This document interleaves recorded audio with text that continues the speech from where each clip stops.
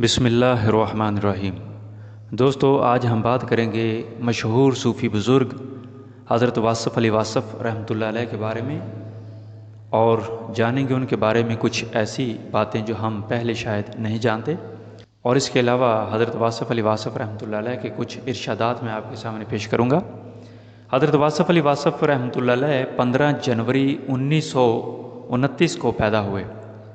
آپ کی جائے پیدائش تحصیل شاہ پور ہے، جو کہ ضلع خوشاب کی تحصیل ہے، مگر اس وقت شاہ پور ضلع ہوا کرتا تھا اور خوشاب ایک تحصیل۔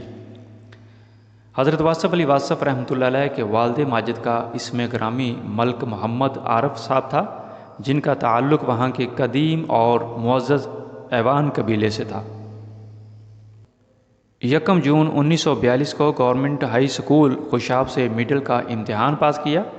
اس کے بعد آپ اپنے نانا کے پاس جھنگ چلے آئے۔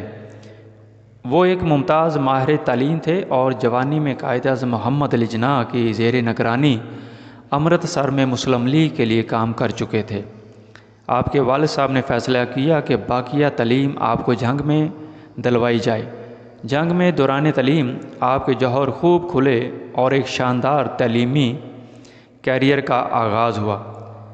حضرت واصف علی واصف رحمۃ اللہ علیہ فرمایا کرتے تھے کہ طالب علمی کے زمانے میں مقابلے کی ایسی دھن سمائی ہوئی تھی کہ ہم فرسٹ آنا اپنا حق سمجھتے تھے۔ حضرت واصف علی واصف رحمۃ اللہ علیہ کو حضرت خواجہ غلام فرید رحمۃ اللہ علیہ سے بہت عقیدت اور محبت تھی۔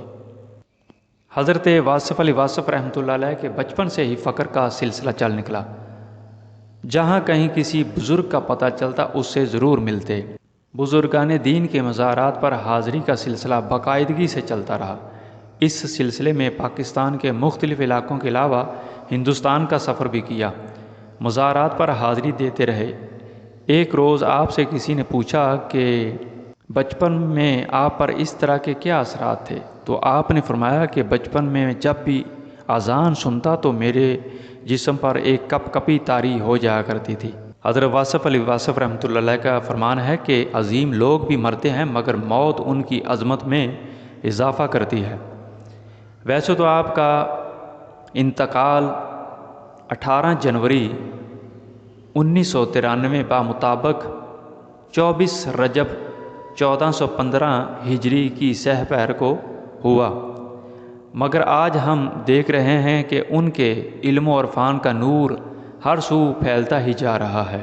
اس بارے میں آپ کا فرمان ہے کہ اس صدی کے ختم ہونے سے قبل ہی دنیا اسلام کا وہ جلوہ دیکھ لے گی جس کا صدیوں سے انتظار ہے۔ تو دوستو، یہ تھا حضرت واصف علی واصف رحمۃ اللہ علیہ کا مختصر سا تعارف۔ اب میں آپ کے سامنے پیش کروں گا حضرت واصف علی واصف رحمۃ اللہ علیہ کے کچھ ارشادات۔ حضرت واصف علی واصف رحمۃ اللہ علیہ فرماتے ہیں، آج کا انسان صرف دولت کو خوش نصیبی سمجھتا ہے اور یہی اس کی بد نصیبی کا ثبوت ہے۔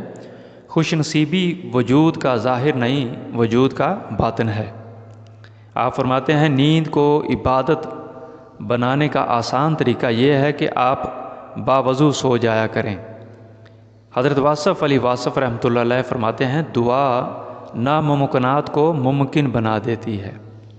آپ فرماتے ہیں، پریشانی حالات سے نہیں خیالات سے پیدا ہوتی ہے۔ حضرت واصف فرماتے ہیں، خوش نصیب انسان نصیحت کے چراغ کی روشنی میں زندگی کی تاریکیوں سے آزاد ہو جاتا ہے۔ حضرت واصف فرماتے ہیں، انسان اپنی حالت کو بہتر بنانے کے لیے جب پریشان ہوتا ہے تو حالت بہتر بنانے کی صلاحیت سلب ہو جاتی ہے۔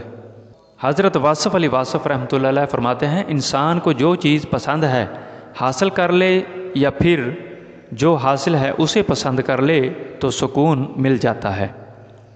آپ فرماتے ہیں، حضور پاک صلی اللہ علیہ وسلم کے پاس جاؤ تو وہ اللہ کا تعارف کرواتے ہیں، اگر اللہ کے پاس جاؤ تو وہ حضور پاک صلی اللہ علیہ وسلم کا تعارف کرواتا ہے۔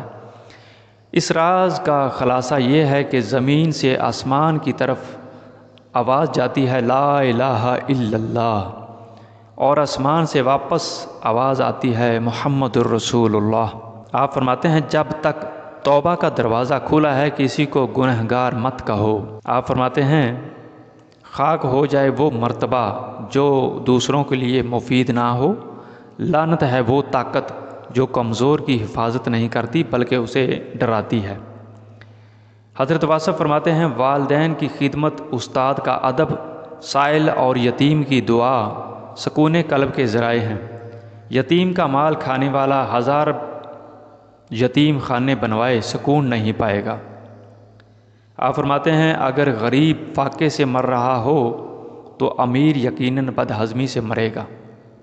آپ فرماتے ہیں کوشش کیجئے کہ اس میں کوئی تیسرا نہ شریک ہو۔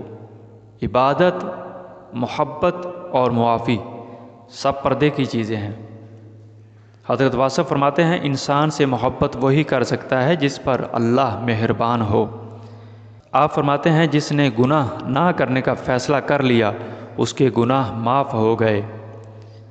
آپ فرماتے ہیں اخلاق یہ ہے کہ اللہ کی رضا کے لیے اپنے مزاج کو بد اخلاق نہ ہونے دیں۔ آپ فرماتے ہیں جس پر رحمت ہو وہی رحمت مانگتا ہے۔ حضرت واصف فرماتے ہیں منافق وہ ہے جو اسلام سے محبت کرے اور مسلمانوں سے نفرت۔